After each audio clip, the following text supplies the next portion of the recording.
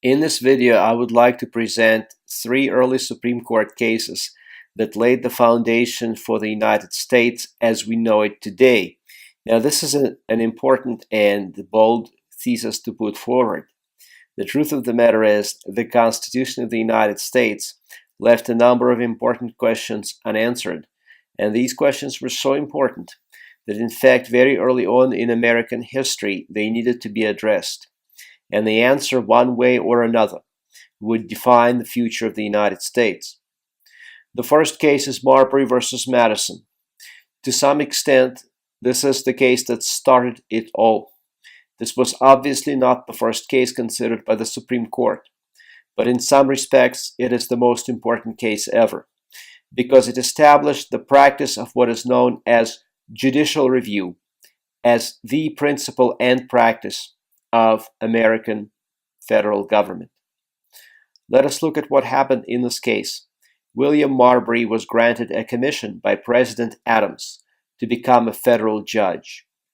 This commission was signed and sealed by Secretary of State John Marshall, but not yet delivered in time to Marbury.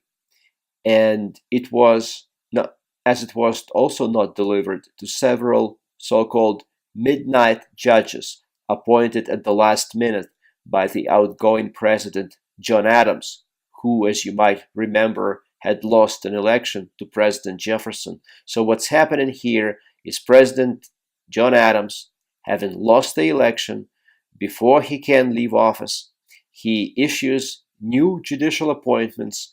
These appointments are confirmed by the United States Senate, and the new president, Thomas Jefferson, appointed Madison Secretary of State. Madison refused to deliver the commission to Marbury and to some other Federalists. In fact, he refused to deliver 17 commissions. 4 of them decided to go to court, and William Marbury was one of them. So the Supreme Court consolidated all 4 cases into one case, Marbury versus Madison. At issue was Article 3, Section 2 of the United States Constitution, and also the Judiciary Act passed by Congress in 1789. Now, Article 3, Section 2 of the United States Constitution explains when the Supreme Court has original jurisdiction and when it has appellate jurisdiction. In other words, it is a basic principle of law that a court can only review those cases over which it has jurisdiction. And here, the question specifically was, does the Supreme Court have original jurisdiction over cases involving the writ of mandamus? Original jurisdiction means the court hears the case for the first time and decides the facts and the outcome of the case. So the court of original jurisdiction would be that court which is the first one to hear a particular case. And writ of mandamus involves a court order which is issued to a government official requiring him or her to perform a non-discretionary function. So in this case, Madison clearly had to deliver the commission to to Marbury, or so argued Marbury and his lawyer. But Madison didn't do it. And so Marbury went to court demanding that the court issue a writ of mandamus so that Madison would be required to lift his hand and deliver the commission. Now, so there were 2 questions. Was Marbury entitled to his commission? And did the Supreme Court have the jurisdiction to give Marbury his commission by issuing a writ of mandamus? The first question was answered by the Supreme Court in the affirmative. Yes, Marbury is entitled to his commission, but no, the Supreme Court does not have the jurisdiction to issue him his commission, because the Supreme Court has no original jurisdiction over cases involving the writ of mandamus. Marshall made this decision based on his reading of Article 3, Section 2, where he argued that original jurisdiction is spelled out in great detail by the founders, and nowhere does it say that the Supreme Court has original jurisdiction over cases involving writ of mandamus. And then Marshall argued that Article 3, Section 2 proceeds to say that in all other cases, the Supreme Court shall have appellate jurisdiction. This must mean, concluded the Supreme Court through Justice John Marshall, that the Supreme Court has no original jurisdiction over cases involving the writ of mandamus. So Marbury lost the case. For the purposes of this particular case, Madison won, Marbury lost. And remember, the only reason why Madison refused to deliver commission to Marbury and other midnight judges was because Thomas Jefferson behind the scenes ordered him not to. So a part of the Judiciary Act was in this case declared unconstitutional by the Supreme Court. That part which granted the Supreme Court original jurisdiction over cases involving the writ of mandamus. Okay? So the Supreme Court held a portion of the act passed by Congress unconstitutional. What gave the Supreme Court this enormous power? Justice Marshall, speaking for the court, said, "It is emphatically the province and duty of the judicial department to say what the law is." In other words, this is a kind of argument from expertise. Who knows the law better than judges? Well, no one. So whose job is it to be the final authority to interpret the meaning of the law? Well, it must be up to the judges. So in this particular case, Marshall's decision created judicial review. The power of the courts to strike down legislative and executive acts as unconstitutional was firmly established in this case. So therefore, John Marshall, the Chief Justice in this particular case, should be considered one of the founders of the American judicial system, because by giving the power of judicial review to the courts, he made the courts extremely powerful, and he in fact made the federal judicial branch the legally supreme branch of government. Not necessarily the most powerful branch, as we shall see later on in the course, but it made it legally supreme. Now, the next case involves so-called implied powers. Article 1, Section 8 of the Constitution says that Congress shall have powers that are necessary and proper for carrying out expressed powers. In other words, there are powers that Congress has that are specifically listed in Article 1, and those are known as expressed powers. But there are also powers that are not specifically listed, but that are called necessary and proper powers, so they are implied. In other words, the founders understood that in order to carry out specifically listed or expressed powers, Congress would need to take sometimes intermediate steps, or to exercise implied powers that would be necessary and proper to carry out expressed powers. But the question was just how extensive those necessary and proper powers would be. So the case that answered this question was the 1819 case McCulloch versus Maryland, in which the Supreme Court held that the power to tax, borrow, and regulate interstate commerce gave Congress the implied power to establish a national bank. What happened here was actually quite simple. The federal government established a national bank, but the state of Maryland was dominated by Democratic Republicans who resented the national bank because they correctly saw the national bank as promoting the overall power of the national government and as promoting Hamilton's vision about the country being based on finance, being based on trade. The government of Maryland didn't like this, so it decided to put the Maryland branch of the Second Bank of the United States, as it was called, out of business. by taxing its transactions. But the cashier of the bank, Mr. McCulloch, refused to pay the tax. So Maryland sued him to force him to pay the tax, and in Maryland courts, Maryland prevailed. But when the Supreme Court took the case, Maryland lost and McCulloch won. Writing for the court, Justice John Marshall interpreted the necessary and proper clause thusly. He said, "Let the end be legitimate.